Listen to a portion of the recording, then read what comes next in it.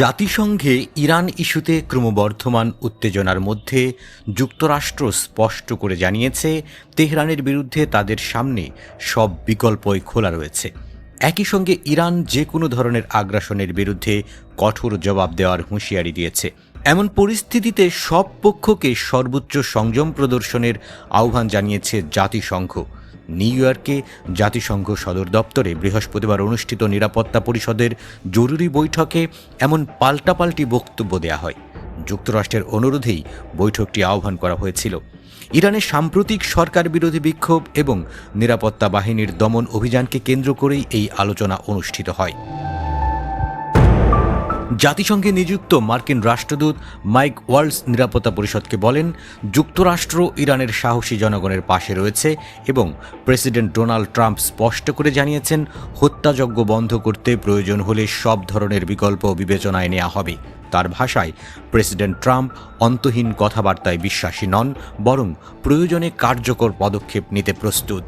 Waals অভিযোগ করেন, ইরানের সাম্প্রতিক বিক্ষোভে দেশটির নিরাপত্তা বাহিনীর দমন অভিযানে 1000-এর বেশি মানুষ নিহত হয়েছে। তিনি বলেন, বিক্ষোভকারীদের দমন করতে গিয়ে তেহরান ভয়াবহ মানবাধিকার লঙ্ঘন করেছে। তবে একই সঙ্গে তিনি জানান, সাম্প্রতিক সময়ে হত্যাকাণ্ডের মাত্রা কিছুটা কমেছে বলে যুক্তরাষ্ট্র তথ্য পেয়েছে এবং ব্যাপকভাবে মৃত্যুদণ্ড কার্যকর করার পরিকল্পনাও ইরান করছে না বলে ধারণা করা হচ্ছে। মার্কিন রাষ্ট্রদূত ইরানের সেই অভিযোগও নাকচ করে দেন, যেখানে বলা হচ্ছে এই বিক্ষোভ বিদেশি ষড়যন্ত্র এবং সামরিক হস্তক্ষেপের অজুহাত তৈরির চেষ্টা।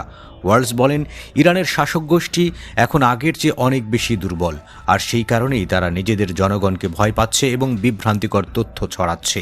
এর জবাবে জাতিসংঘে নিযুক্ত ইরানের সহকারী রাষ্ট্রদূত গোলাম হোসেন দর্জি বলেন, ইরান কোনোভাবেই উত্তেজনা বাড়াতে বা সংঘাতে জড়াতে চায় না। তবে তিনি যুক্তরাষ্ট্রের বিরুদ্ধে অভিযোগ করেন, ওয়াশিংটন ইরানের অভ্যন্তরীণ অস্থিরতায় নিজেদের ভূমিকা আড়াল করতে মিথ্যা তথ্য ও বিকৃত উপস্থাপনার আশ্রয় নিয়েছে। দর্জি সতর্ক করে বলেন, ইরানের বিরুদ্ধে প্রত্যক্ষ বা পরোক্ষ যে কোনো ধরনের আগ্রাসনের জবাব দেওয়া হবে কঠোর, যথোপযুক্ত এবং আন্তর্জাতিক আইনের আওতায়। তিনি বলেন, এটি কোনো হুমকি নয়, বরং এটি আইনি বাস্তবতার স্মরণ করিয়ে দেওয়া। এদিকে রাশিয়া যুক্তরাষ্ট্রের অবস্থানের তীব্র সমালোচনা করেছে। জাতিসংঘে নিযুক্ত রুশ রাষ্ট্রদূত ভ্যাসিলি নেবেনজিয়া বলেন, নিরাপত্তা পরিষদের এই বৈঠক ডাকার মাধ্যমে যুক্তরাষ্ট্র একটি সার্বভৌম রাষ্ট্রের অভ্যন্তরীণ বিষয়ে হস্তক্ষেপকে বৈধতা দেওয়ার চেষ্টা করছে। তার ভাষায়, ওয়াশিংটন তাদের অপছন্দের শাসন ব্যবস্থার বিরুদ্ধে আগ্রাসনের হুমকি দিতেই এই ইস্যুকে ব্যবহার করছে। নেবেনজিয়া যুক্তরাষ্ট্র ও অন্যান্য দেশের মাথাগরম নেতাদের সংযত হওয়ার আহ্বান জানান। তিনি বলেন, এই ধরনের পদক্ষেপ গোটা অঞ্চলকে আরও অস্থিতিশীল করে তুলতে পারে। সবশেষে জাতিসংঘের মহাসচিব অ্যান্টোনিও গুতেরেসের পক্ষ থেকে সংযমের আহ্বান জানানো হয়। নিরাপত্তা পরিষদে জাতিসংঘের ঊর্ধ্বতন কর্মকর্তা মার্থা পবি বলেন, বর্তমান সংবেদনশীল পরিস্থিতিতে এমন কোনো পদক্ষেপ নেওয়া উচিত নয় যা আরও প্রাণহানি বা বৃহত্তর আঞ্চলিক সংঘাত উস্কে দিতে পারে। To an already combustible situation, the Secretary General remains convinced